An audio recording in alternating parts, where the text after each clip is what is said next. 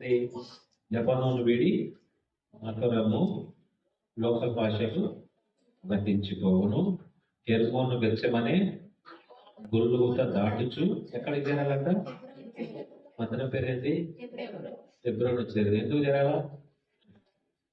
అది ఉంది కదా, ప్రభును హెబ్రోను చేరుదాము, ప్రభువును ఆరాధించదము. హెబ్రోను చేరిన మనము ప్రభును ఆరాధించడానికి హెబ్రోన్కి వచ్చినాం. హెబ్రోన్ అనే మాటకు అర్థం ఏంటి? హెబ్రోన్ అంటే సహవాసం. సహవాసములోనికి మనం ప్రభు నడిపించాడు. ఏ సహవాసం ఇది? ఏ సహవాసము? 1 యోహాను పత్రిక 1వ అధ్యాయం 3వ వచనంలో మన సహవాసం అయితే తండ్రితో కూడాను ఆయన కుమారుడైన యేసుక్రీస్తుతో కూడాను ఉన్నది. 2వ కొరింథీ చివరి అధ్యాయము చివరి వచనంలో ఎవరి సహవాసంలో మనం ఉన్నాం? పరిశుద్ధాత్మ దేవుని యొక్క తండ్రి ప్రేమయు ప్రభువైన యేసుక్రీస్తు యొక్క కృపయు పరిశుద్ధాత్మ యొక్క సహవాసము. అంటే మనము త్రిత్వం యొక్క సహవాసంలో ఉన్నాం. హెబ్రోన్ అంటే మన ప్రభువే హెబ్రోన్. మన ప్రభు యొక్క సహవాసంలోనికి మనల్ని పిలిచిన దేవుడు 1 కొరింథీ 1వ అధ్యాయం 9వ వచనంలో రాయబడింది. మన ప్రభువైన యేసుక్రీస్తు యొక్క సహవాసమునకు మిమ్మును పిలిచిన దేవుడు నమ్మదగిన వాడు. సో మన హెబ్రోన్ ఎవరు? మన హెబ్రోన్ ఎవరు? మందరం కాదు, ఇది కాదు, 4 గోడలు కాదు హెబ్రోన్. మన హెబ్రోన్ మన ప్రభువే. మన ప్రభువే మనం హెబ్రోన్. అందుకే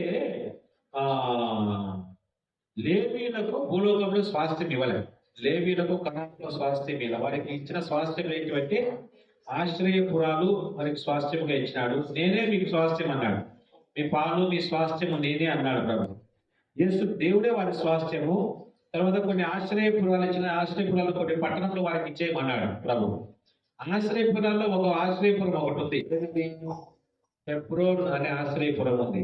హెబ్రోన్ అనే ఆశ్రయపురాన్ని ప్రభు ఏం చేశాడంటే లేవీయులకు స్వాస్థ్యంగా ఇచ్చాడు. చూడండి, యెహోషువ గ్రంథం 21వ అధ్యాయము 13వ వచనం చదవండి. యెహోషువ గ్రంథం 21వ అధ్యాయము 13, 14 వచనాలు. యెహోషువ గ్రంథం 21వ అధ్యాయము 13, 14 వచనాలు. ఇక్కడ ఇంకా యాజకుడైన అహరోను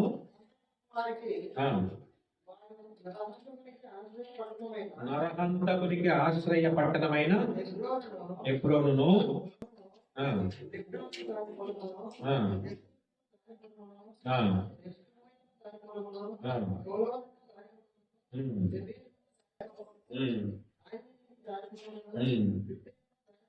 చివరిలో 16వ వచనం చివరికి వస్తే 9 పట్టణంలో ఇచ్చిరి స్వాస్థ్యముగా లేవీయులకు ఇచ్చారు. యాజకుడైన అహరోను సంతానం వారికి హెబ్రోను దాని పొలము. హెబ్రోను స్వాస్థ్యముగా ఇచ్చాడు వారికి. సో స్వాస్థ్యం ఎవరు? మన స్వాస్థ్యం ఎవరు? మన ప్రభువే. నేనే మీ స్వాస్థ్యం అన్నాడు కదా. సో మన హెబ్రోన్ ఎవరు? హెబ్రోన్కి పోతున్నాం అంటే ఎవరి దగ్గరికి పోతున్నాం? మనం ప్రభు దగ్గరికి వస్తున్నాం. సో హెబ్రోన్కి వస్తున్నాం అంటే మనం ప్రభు దగ్గరికి వస్తున్నాం. హెబ్రోన్ అంటే మందిరానికి పోతున్నాం అని కాదు.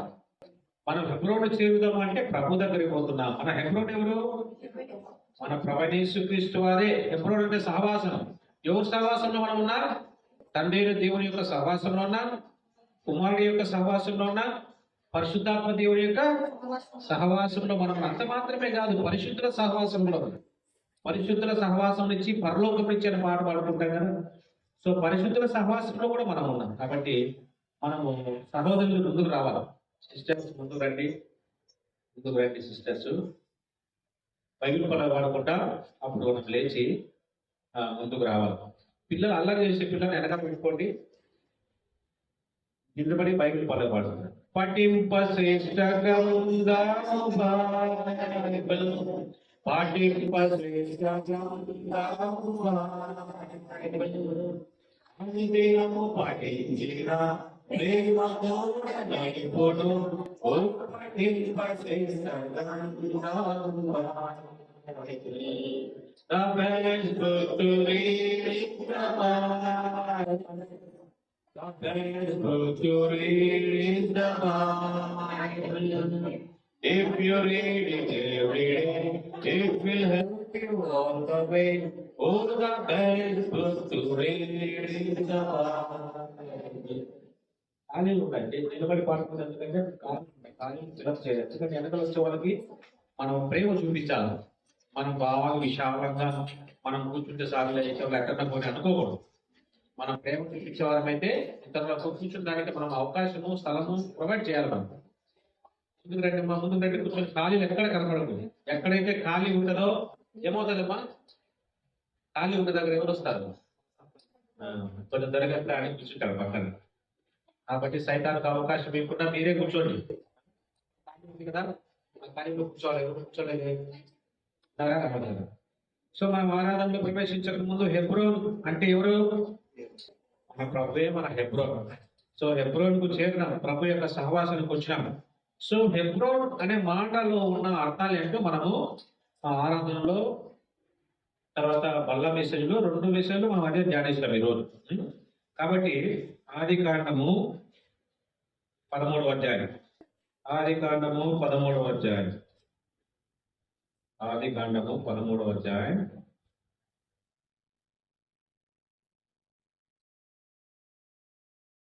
చివరి వచనం అందరం కలిసి చదువుతాం. ఆది కాండము 13వ అధ్యాయం చివరి వచనం.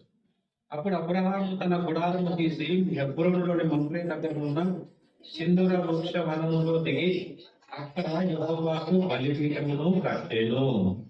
ఇక్కడ మనం చదువుకున్న ఈ లేఖన భాగంలో అబ్రహాం ఏం చేస్తున్నాడంటే గుడారము తీసుకొని హెబ్రోన్లోనికి వస్తున్నాడు. హెబ్రోన్లోని మమ్రే దగ్గర ఉన్న సింధూర వృక్ష వనములో దిగి అక్కడ యెహోవాకు బలిపీఠముగా అబ్రహాం యొక్క జీవితంలో హెబ్రోన్లోకి ప్రవేశించినాడు. మొట్టమొదటి ఎక్కడికి వచ్చాడు ఆయన, దానికంటే మనం చూస్తే బేతేలులో ఉన్నాడు. దానికంటే ముందు బేతేలులో 13వ అధ్యాయంలో మనం చూస్తే 3వ వచనంలో అక్కడ ప్రయాణం చేయొచ్చు దక్షిణం నుండి బేతేలు వరకు, అనగా బేతేలుకును ఆయన మధ్య తన గుడారం మొదట ఉండిన స్థలంలోకి వెళ్ళి, తర్వాత దానికంటే ముందు 12వ వచనంలో చూస్తే 12వ వచనంలో తను బేతేలుకు వస్తున్నాడు చూడండి. 8వ వచనం అక్కడ నుండి అక్కడ బయలుదేరి బేతేలులో తూర్పునున్న కొండకు చేరి పడమరనున్న బేతేలుకును తూర్పునున్న హాయికి మధ్య గుడారం వేసి అక్కడ యెహోవాకు బలిపీఠమును కట్టి యెహోవా నామమున ప్రార్థన చేస్తుంది. ఇది అబ్రహాం యొక్క జర్నీ. బేతేలుకు వచ్చినాడు, బేతేలు నుంచి ఎక్కడికి వస్తున్నాడు, ఎక్కడికి వస్తున్నాడు, హెబ్రోన్కి వచ్చినాడు. ఆయన హెబ్రోన్లో 18వ వచనంకి వచ్చినప్పటికీ 13వ అధ్యాయం 18వ వచనంకి వచ్చిన హెబ్రోన్కి వచ్చేసినాడు. ఏంటి హెబ్రోన్లో అబ్రహాం నేర్చుకున్న విషయాలు, హెబ్రోన్లో అబ్రహాము ఏ విధంగా ఆశీర్వదింపబడ్డాడు, హెబ్రోన్లో తనకు జరిగిన మేలు ఏంటివి అని మనం చూస్తే, ఈ హెబ్రోన్కు రాకముందు అబ్రహాం యొక్క పరిస్థితి ఏంటంటే 13వ అధ్యాయము 7-8 వచనంలో అప్పుడు అబ్రహాము పశువుల కాపరులకును లోతు పశువుల కాపరులకును కలహము పుట్టెను. ఆ కాలమందు కనానీయులు పెరిజీలు ఆ దేశంలో కాపురం ఉండేది. కాబట్టి అబ్రహాం మన బంధువులు గనక నాకు నీకును నా పశువుల కాపరులకును నీ పశువుల కాపరులకును కలహం ఉండకూడదు. అబ్రహాము హెబ్రోనుకు రాకముందు ఏమున్నది, కలహం ఉన్నది, కొట్లాట ఉన్నది, విరోధ భావం ఉన్నది.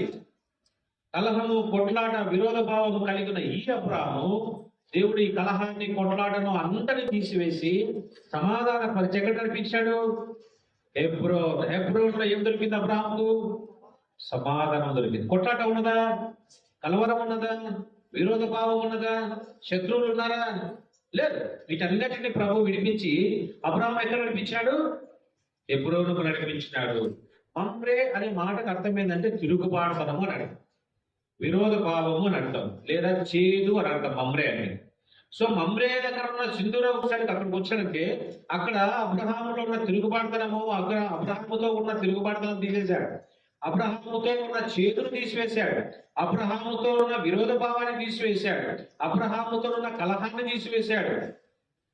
అబ్రహామును సమాధాన స్థితిలోకి ఎక్కడ నడిపించినాడు, హెబ్రోనుకు నడిపించినాడు. మన హెబ్రోన్ ఎవరు, ప్రభువైన యేసుక్రీస్తు వారే మన హెబ్రోన్.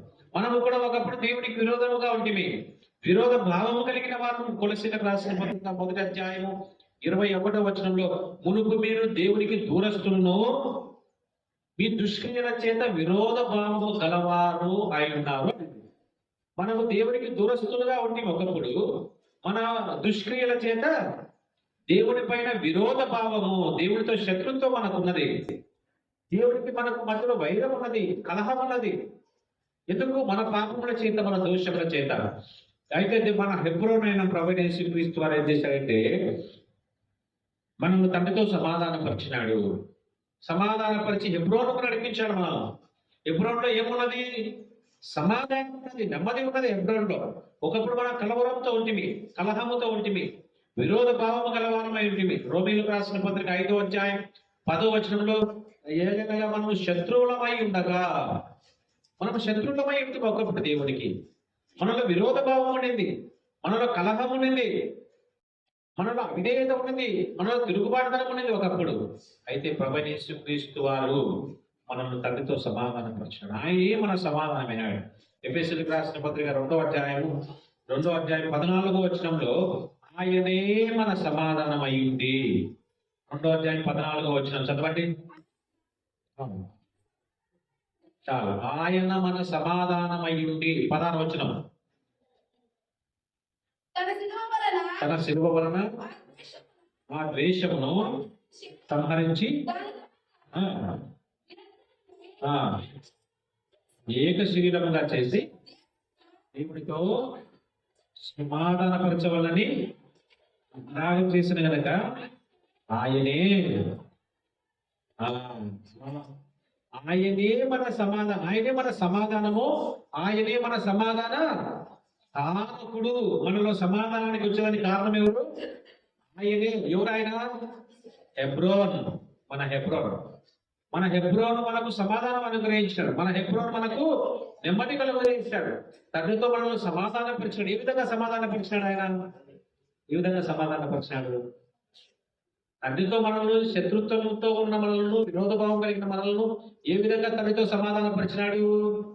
యెషయా గ్రంథం 53వ అధ్యాయం 5వ వచనంలో మన సమాధానార్థమైన శిక్ష ఆయన మీద పడెను.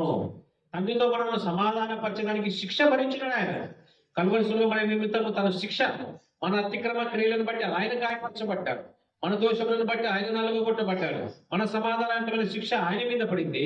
ఆయన పొందిన దెబ్బల చేత మనకు స్వస్థత. మనకు దేవుడితో సమాధానపరచడానికి ఆయన శిక్షించబడ్డాడు, అవమానపరచబడ్డాడు, నిందించబడ్డాడు, వేదనలు పొందాడు.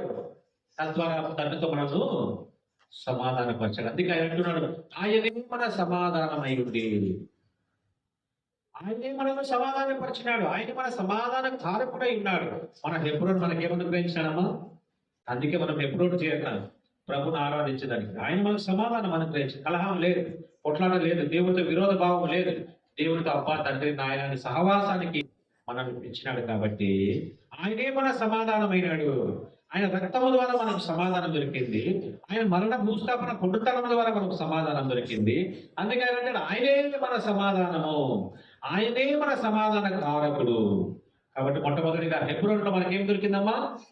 అబ్రహాంకి ఏం దొరికింది? హెబ్రోన్లో సమాధానం. కలహము లేదు, ఇంకా విరోధ భావం లేదు, శత్రువులు లేదు. రెండవదిగా మనం చూస్తే హెబ్రోన్లో ఏం దొరికింది ఆయనకు? అదే 13వ అధ్యాయం 18వ వచనం చూస్తే 13వ అధ్యాయము 9వ వచనం, 13వ అధ్యాయము 9వ వచనం. ఈ దేశమంతయు నీ ఎదుట ఉన్నది కదా, దయచేసి నన్ను విడిచి వేరుగా నుండుము, నన్ను విడిచి వేరుగా ఉండుము. హెబ్రోన్లో ఏం దొరుకుతుంది? ప్రత్యేకత. హెబ్రోన్లో సపరేషన్ ఉంది. నన్ను విడిచి వేరుగా ఉండడం. ఎవరితో చెప్తాడు ఈ మాట? లోతుతో చెప్తున్నాడు. లోతు ఎవరు? ఒక శరీరానుసారికి సాదృశ్యంగా ఉన్నాడు. లోతు ఒక శరీరానుసారుడైతే, అబ్రహాం ఒక ఆత్మీయుడైతే, అబ్రహామును లోకము నుంచి, లోకానుసారమైన శరీరానుసారమైన వ్యక్తుల నుంచి ఏం చేస్తున్నాడు? ఇలా హెబ్రోను దూరపరుస్తా ఉంది. హెబ్రోన్లో లోతు లేడు. ఇంకా హెబ్రోను విడిచి వెళ్ళిపోయాడు. అబ్రహామును లోతు విడిచి వెళ్ళిపోయాడు. హెబ్రోను చేరుకున్నాడు అబ్రహాము. అబ్రహాములో ప్రత్యేకత ఉన్నది. ఈ ప్రత్యేకత మనకు రక్షణను సాదృశ్యంగా ఉన్నది. ప్రత్యేకత ఏం సూచిస్తుందమ్మా? రక్షణ. ఈ విధంగా చెప్తారు మనము అపోస్తలుల కార్యం 2వ అధ్యాయము, అపోస్తలుల కార్యం 2వ అధ్యాయం 40వ వచనంలో అపోస్తలైన పేతురు ప్రసంగిస్తూ ఏమంటున్నాడు ఆయన? మూర్ఖులకు ఈ తరము వారికి వేరే రక్షణ పొందండి. మూర్ఖులకు ఈ తరము వారికి వేరే రక్షణ పొందాలి. మనం వేరుపరిచినాడు ఆయన. లోకం నుంచి వేరుపరిచినాడు, శరీరం నుంచి వేరుపరిచినాడు, మనల్ని ప్రత్యేకపరిచినాడు ఆయన. ప్రత్యేకత మనకు అనుగ్రహించిన. ఎబ్రోన్లో ఏముంది? రక్షణ ఉన్నది. ఎబ్రోన్లో రక్షణ ఏ విధంగా వచ్చింది? మనల్ని ప్రత్యేకపరిచినాడు, లోకం నుంచి వేరుపరిచినాడు, దుష్టు నుంచి వేరుపరిచినాడు. కొలసి 1:13 అంధకార సంబంధమైన అధికారం నుంచి మనల్ని ప్రత్యేకపరిచినాడు, విడిపించినాడు ఆయన. ప్రస్తుతము దుష్ట కాలం నుండి, అది గలతీయులకు రాసిన పత్రిక 1:4 ప్రస్తుతము దుష్ట కాలం నుండి ఆయన మనల్ని విడిపించినాడు. కాబట్టి ఎబ్రోన్లో ఏముందమ్మా? రక్షణ. ఎబ్రోన్లో ప్రత్యేకత ఉన్నది. ఎబ్రోన్లో మనల్ని ప్రత్యేకపరిచినాడు లోకం నుంచి ఆయన. ఇప్పుడు మన లోకముతో మనం ఫ్రెండ్షిప్ లేదు, లోకముతో మనకు ఏమాత్రము కలిసిమెలిసి తిరగడం లేదు. లోకస్తుల నుంచి మనం ప్రత్యేకపరిచినాడు. ఒకప్పుడు వారితో కలిసి జీవించిన, ఒకప్పుడు వారి ఆచార్య సాంప్రదాయాలు మనం కూడా చేసినటువంటి వారమే, ఒకప్పుడు వారితో కలిసి అన్య దేవతలు మనం కూడా ఒకప్పుడు పూజించినటువంటి వారమే. అయితే ప్రభు ఏం చేశాడంటే వాళ్ళందరి నుంచి మనల్ని ఏం చేశాడు? ఆయన ప్రత్యేకపరిచి రక్షించినాడు. ఎబ్రోన్లో ఏముంది? ఇప్పుడు రక్షణ ఉన్నది. ప్రత్యేకత ఏం తీసుకొస్తుందంటే రక్షణ తీసుకొచ్చి. సో మొట్టమొదటి హెబ్రోన్లో ఏముంది? ఆయనే మన సమాధానం. హెబ్రోన్లో ఏముంది? రెండవదిగా రక్షణ ఉన్నది. ఆయనే మనకు రక్షణ, ఆయనే మన రక్షణ. ఎట్లా చెప్తాము? లూకాసు వార్త 2:38 నుంచి మనం చూస్తే, యేసుక్రీస్తు ప్రభువారిని చేతుల్లోకి తీసుకుని సుమయోను భక్తుడు ఏమస్తాడు? సకల ప్రజలకు సిద్ధపరిచిన నీ రక్షణను నేను కళ్ళారా చూచాను.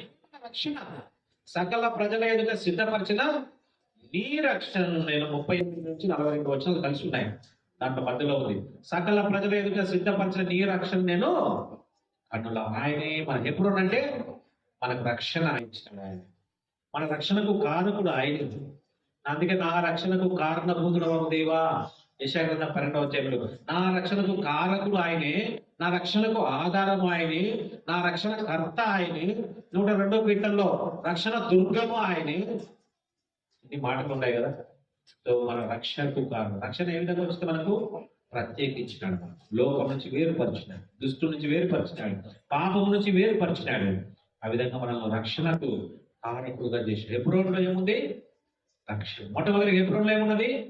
సమాధానం. ఆయనే మన సమాధానం. హెబ్రోనులో మనకు రక్షణ అనుగ్రహించి. మూడవదిగా మనం చూస్తే హెబ్రోనులో ఇక్కడ ఫెలోషిప్. హెబ్రోను ఇది సహవాసానికి గుర్తు. దేవుని యొక్క సన్నిధి ఉన్నది. అందుకే ఎట్లా చెప్తాం మనం దేవుని యొక్క సన్నిధి ఇక్కడ ఉందంటే 13వ వచనం నుండి 13వ అధ్యాయంలో మనం చూస్తే, లోతు అబ్రహామును విడిచిపోయిన తర్వాత 14వ వచనం, లోతు అబ్రహామును విడిచిపోయిన తర్వాత యెహోవా ఆయనతో మాట్లాడుతున్నాడు.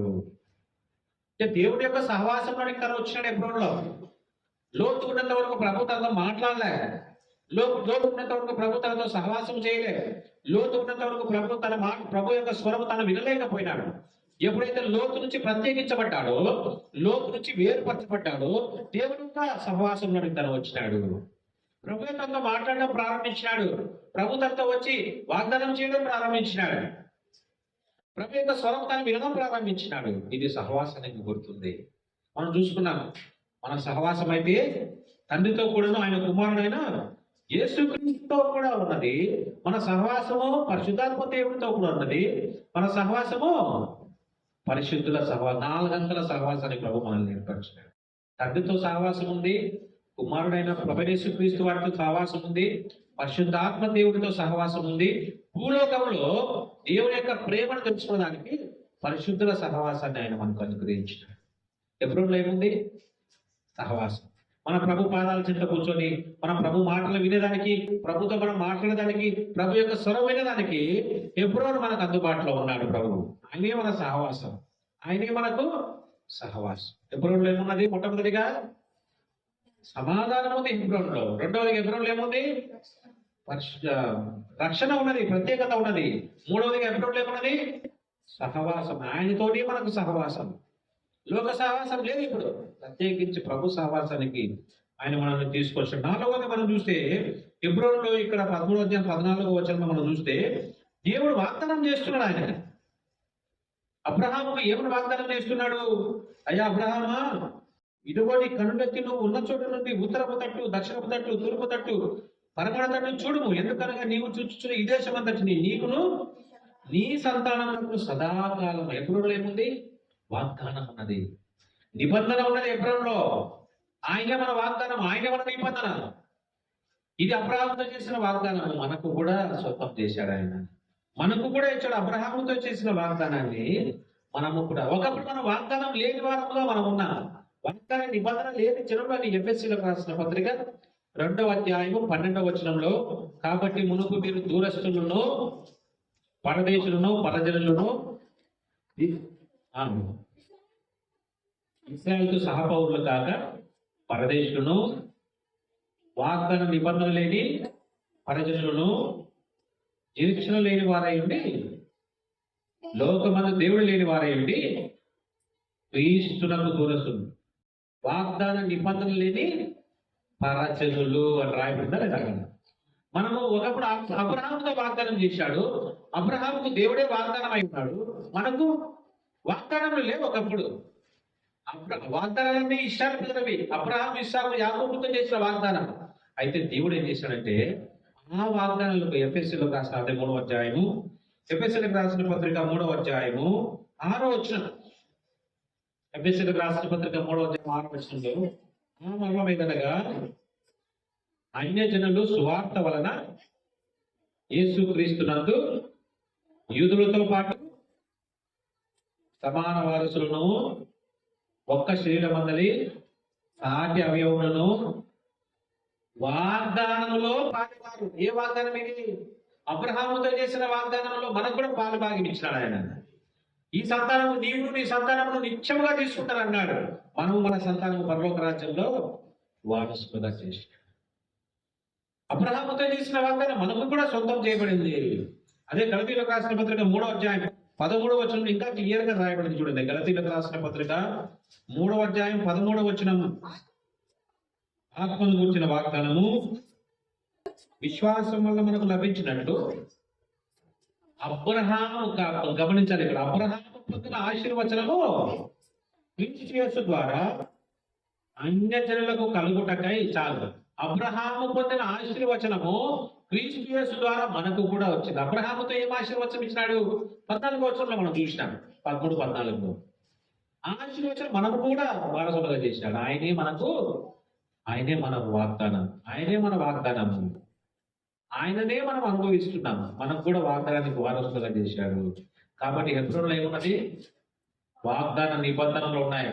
మన పిల్లలతో చేసిన వాగ్దాన నిబంధనలన్నీ అవి కూడా మనకు సొంతంగా చేసినాడు. కాబట్టి ప్రభుని మనం ఆరాధించి కీర్తించాలి. ఇంకా హెబ్రోన్లో ఏమున్నది? యెహోషువ గ్రంథం 21వ అధ్యాయంలో మనం ఇప్పుడు మొట్టమొదటిగా చదువుకున్న లేఖన భాగమే యెహోషువ గ్రంథం 21వ అధ్యాయము 13, 14 వచనం. 13వ వచనం, యెహోషువ 13, 21, 13. రాజుకైన అహరోను నరహంతకులకు ఆశ్రయ పట్టణమైన, చాలు నరహంతకులకు ఆశ్రయ పట్టణమైన హెబ్రోను. హెబ్రోన్ అనగా ఏంది? ఆశ్రయ పట్టణము. ఆశ్రయ పట్టణమే హెబ్రోన్. ఆయనే మనకు ఆశ్రయం అయినాడు. అందుకే 91వ కీర్తనలో 1-2 వచనం, మహోన్నతుల చాటును నివసించేవాడే, సర్వశక్తుని నీడను విశ్రమించేవాడు, ఆయనే నాకు ఆశ్రయము, నా కోట, నేను నమ్ముకున్న నా దేవుడు అని, నా దేవుడని యెహోవాను గురించి నేను చెప్పుచున్న ఆయనే నాకు ఆశ్రయము. నరహంతకులకు ఆశ్రయ పట్టణం ఏంటి? హెబ్రోన్. మన ప్రభు మనకు ఆశ్రయం. మనం ఒకప్పుడు నరహంతకులుగా ఉంటేవి, మనుషులు మాటల చేత చంపేవాళ్ళం మనం. అటువంటి వారమైన మనకు ఆశ్రయ పట్టణముగా హెబ్రోన్ మనకి ఇచ్చాడు ఆయన. మనం ఆయనలో ఆశ్రయించుకుంటున్నాం, ఆయనలో. అందుకే సామెతల గ్రంథం 18వ అధ్యాయం 10వ వచనంలో, యెహోవా నామము 18:10, యెహోవా నామము బలమైన దుర్గము, నీతిమంతుడు అందులోనికి ప్రవేశించి పరిగెత్తి సురక్షితముగా. యెహోవా నామమే బలమైన దుర్గము, నీతిమంతుడు అందులోనికి ప్రవేశించి సురక్షితంగా. ఆయన ఆశ్రయం మనకి ఈ లోకంలో ఆశ్రయం లేదు. మన ప్రభుత్వం మనం ఆశ్రయించిన ఆయన దగ్గరికి పోతున్నాం. మనం ఎంత కష్టం వచ్చినా, ఎంత బాధ వచ్చినా, ఎంత దుఃఖం వచ్చినా, ఎంత అవమానం వచ్చినా, ఎంత లేమొచ్చినా ఎవరి దగ్గరికి పోవాలి మనము? మన ఆశ్రయం ఆయనే. మనం అనుకునేది ఆయన పైనే, మన దిక్కు ఆయనే.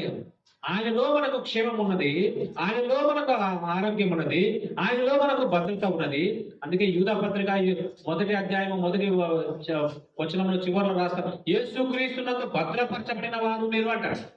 ఆయనలో మనకు భద్రత ఉన్నది, యేసుక్రీస్తులో మనల్ని భద్రపరిచినాడు ఆయన.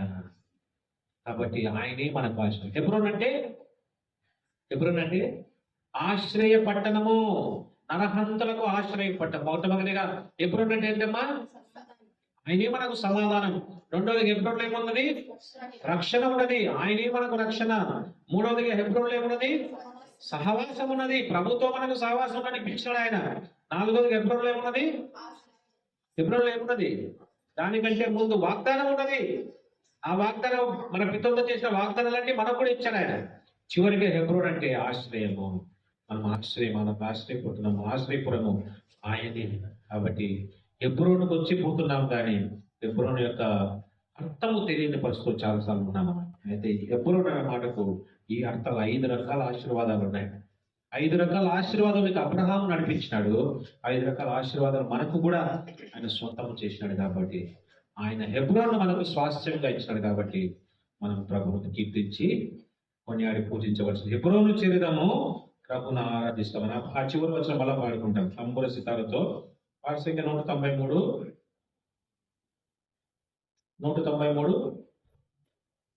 పల్లవి చివరి చరణం మాత్రం పాడుకుంటాం. సండే స్కూల్ వెళ్తారు, నిలబడి పాడుకుంటాం. సిస్టర్స్ మధ్యలో గ్యాప్స్ ఉన్నాయి, మీరు ఫిల్అప్ చేయాలి. ఎవరు అందరు కరెక్ట్ లైన్ లో కూర్చోవాలి. తంబుర సితారతో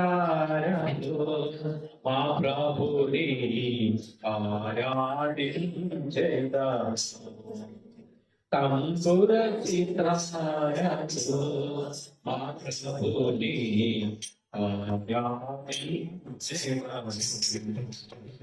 దేవాను వీరి